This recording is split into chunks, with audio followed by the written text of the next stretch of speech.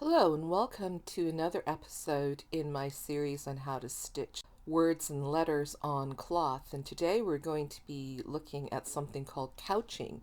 Couching is often used to attach thick or other threads that would be difficult to sew onto cloth. And I use this in my jellyfish here to create the tentacles, and the jellyfish is something that I made as part of my underwater stitchy make along, and I'll tell you a little bit about that later. But first let me show you how this whole couching thing works. So the way that we're going to do it here, because I am for this example still using the embroidery floss, and I'm using about 5 or 6 strands for the base thread that I'm going to use to create the letters, the shapes of the letters. And then I'm using a very thin thread, in this case 1 strand of the embroidery thread, but you could even use sewing thread to secure that other thread down. So essentially what we're doing is we're creating a long float off the thread that creates the letter and then stitching that down with a thinner thread. Actually got 2 needles threaded here. The one that I'm using, the working thread, I have it at the front, and the piece that I'm not using at any particular time, I have it sitting at the back of my cloth, and I'll just pick up those threads and go back and forth as I need them. To start this out, what I have to do is I have to think about what shape is this thread going to ultimately be to create that letter, because the F starts off at one point and then it curves around at the top. So I inserted the thread at the beginning of the line, at the end of the line, and now I'm going to use the pink thread here, and I'm using 2 different colors so it's a little bit easier to see. But if you use the same color, then the thread that you use to secure the other piece down actually just disappears and you just see the shape of the letters. So couching can be used to sew thick or other threads that would be difficult to sew onto cloth. It can also create really nice smooth lines, so it makes it a really good stitch to use for words and letters where you perhaps want to use some sort of thread or yarn that you wouldn't normally use for embroidery, like the chenille yarn that I used on the jellyfish. And then when I finish the first line, I'm going to then take my blue thread and lay that down for the second line. So as much as possible, making sure that I don't stitch through the thread that's sitting on the back of my cloth.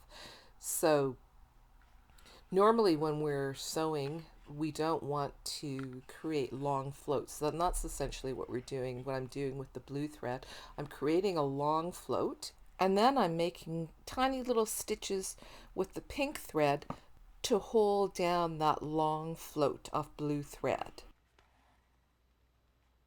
And so I mentioned the underwater stitchy make along that I have going on. Each month we have a different focus, and we are creating an underwater stitch scroll. So if you'd like to join us and see how I actually made the jellyfish and all kinds of other ocean creatures like the little goldfish that you got a peek at the beginning of this video, then please feel free to head over to my Ko-fi page and join us.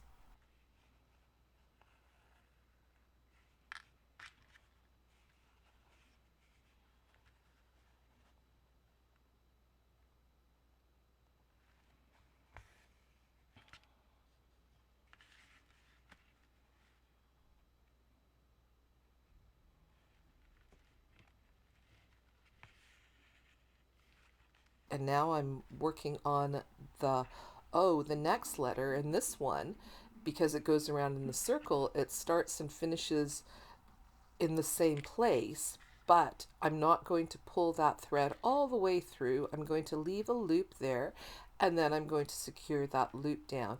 And now this stitch, couching, I think would not be an easy stitch to have a template or have the words written down on your cloth. I think this is very much something that will be a free form type of thing. If you wanted to try to draw your letters down on your cloth and then try to follow those lines, you could certainly do that.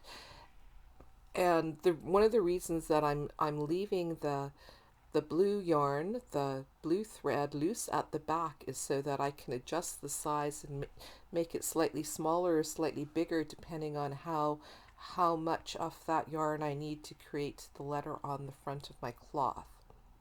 And I've been finding, because I'm working with a layer of quilt batting behind my cloth in the front, I absolutely do not need a hoop to keep my tension even. That thickness on the back prevents my cloth from puckering up too much. I mean, it does pucker up a bit, and personally I don't worry about that. It's just part of the hand stitched experience. The thread has thickness and it creates puckers. I don't know why there's anything wrong with that.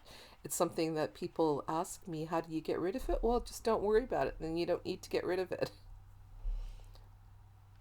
So once I finish the O, I'll go on to the next letter, the U, and that will be a loop again, but it's an open loop that starts and finishes at the top. There, you can see that I pull that loop a little bit too much, so I can use my thumb or the needle to readjust it so that it's the size that I want it to be. And then because the blue thread, I'm not now putting any tension on it or pulling on it, those threads will just stay where they are, and it's not going to get tightened up, but I can hold on to it with my thumb to make sure that it stays in the shape that I want it to be. Oh, and there I somehow managed to make it too short, and there I'm going to use my needle there to pull it out. And then keep going.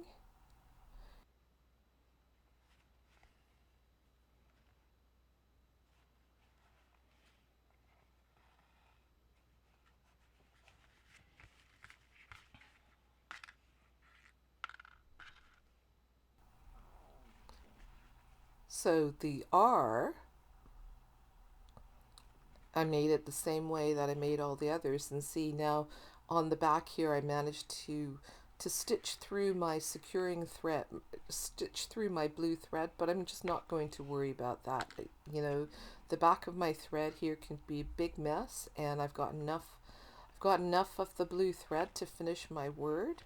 And the R, I did it in two parts with two lines, just like I did with the F. And you really can think about how you want to structure your letters. And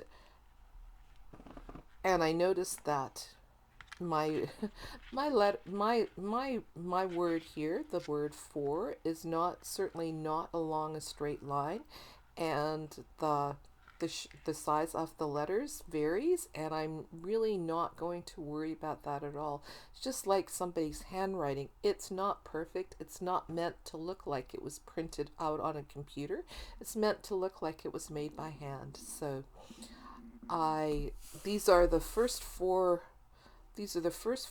stitches that I used to create words and letters, but I think I'm going to do a few more because I've had some requests to do some more, and I have all kinds of ideas, and my little hexagon here was looking a little plain, so I think it can use a few more words and letters, don't you? So anyway, I hope you enjoyed this video, and I will see you again soon. Bye for now.